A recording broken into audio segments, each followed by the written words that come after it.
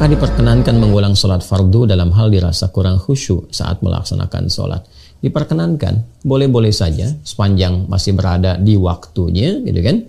Atau misalnya ada yang membatalkan yang sifatnya memang harus diulang, dan itu pertama di dalam waktu. Kalau kedua dia sudah melewati waktu tapi ingat misalnya ada sesuatu yang membatalkan, boleh di waktu ingatnya dia mengulang pada saat itu. Sah. Ya, misal contoh kasus yang pertama, ini jangankan dalam keadaan merasa kurang khusyuk, ya, ada kasus lagi dalam mazhab Syafi'i itu seperti takrim dalam waktu sholat. Jadi di dalam perjalanan kita nggak bisa memastikan pakaian kita itu bersih atau kotor, sudah masuk waktunya, gitu kan? Namun diduga kalau sudah sampai ke tujuan bisa terlambat, ya, atau bahkan terlewat dugaan kita itu. Nah, itu ada yang dikenal dengan takrim auqatis shalah, ya, memuliakan atau segera menjemput waktu sholat. Maka ditunaikan pada saat itu dengan keyakinan yang baik, yang bersih, lantas kemudian ketika sampai di tujuan dia bisa mengulang. Nah, dalam kasus ini pun kita sholat terus merasakan misalnya makmum di depan imamnya kurang baik bacaan karena kondisi tertentu misalnya, kemudian kita ingin mengulang, diperkenankan, tidak ada masalah. Atau kita sholat merasa kurang khusyuk, kurang baik, setelah itu kita mencoba mengulangi, tidak ada masalah, silahkan, tidak ada larangan untuk mengulangi itu. Namun demikian, jangan diberikan atau dibiarkan kondisi seperti itu berlarut. Nah, maka dari itu pelajari tentang fikih bagaimana mendorong kita khusyuk dalam sholat. Saya sudah terangkan itu dalam sesi kajian yang saya kira cukup detail saya sampaikan. Pelajari sifat-sifat khusyuk itu sehingga kita bisa mengetahui apakah ini memang bagian dari yang tidak khusyuk atau was-was setan saja supaya kita gelisah dan selalu mengulang. Kan ada setan yang menggoda dari sejak selesai wudhu, namanya walhan, kemudian saat sholat namanya khinzib. Nah, itu nanti ada juga bagian dari was-was itu diberikan seakan-akan kita tuh nggak pernah khusyuk, padahal sholatnya sudah cukup baik. Ya, tingkat khusyuk yang paling rendah itu kata para ulama ketika seseorang sholat. Ya, karena di antara makna khusyuk itu kan al-khudu' wa dhillah wa sukun. Ya, bisa di tiga ini mungkin dapat khudu'nya saja, merendah, wa dhillah, ya, upaya untuk merendahkan serendah-rendahnya, dan itu digambarkan dalam sujud.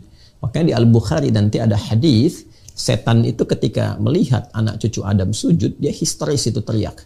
Dia katakan wailul li, celaka saya, kata setan. Dia kan andama umira ibnu Adam an yasjuda fayasjud fa umirtu an asjuda fala asjud.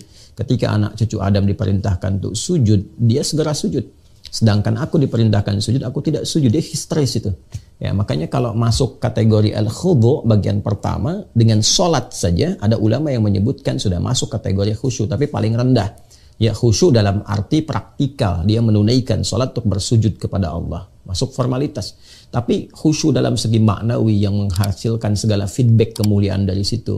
Ya, dalam arti ada ketenangan, ya kan, sukun, tumaknina, zikir yang melahirkan ketenangan pada jiwa, manfaat sholatnya, merubah kepribadian jadi baik, yang mengabulkan doa, itu harus tahap kesukun nanti.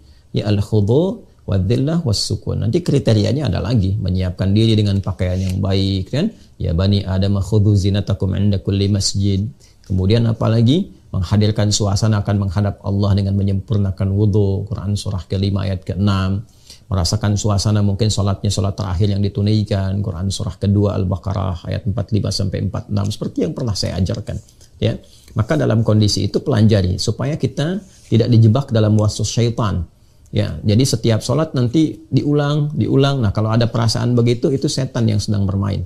Ya, tapi kalau dalam kondisi tertentu saja kita merasakan nggak enak, kadang-kadang merasa. Saya juga pernah mengalami satu saat singgah di masjid transit, kemudian kita merasakan, oh ini imam agak kurang tepat nih bacaan gitu kan, agak kurang tepat, atau bahkan menemukan imam yang sebetulnya salah, tapi dia mempertahankan kesalahan gitu kan. Kita sudah subhanallah, dia nggak perbaiki, atau kita perbaiki dari belakang pura-pura nggak dengar gitu. Nah, itu biasanya seperti itu. Kadang saya suka ulangi sholat, kemudian memberikan pencerahan dengan cara yang baik kepada imamnya supaya menjaga fikih imam dengan baik. Nah, itu bisa dilakukan kondisi-kondisi yang dimaksudkan. Tapi kalau kondisinya was-was dan sebagainya, maka cepat ambil yang yakinnya dan pelajari sifat penjelasan tentang fikih sholat terkait dengan kehusyuan supaya tidak larut dalam godaan-godaan setan.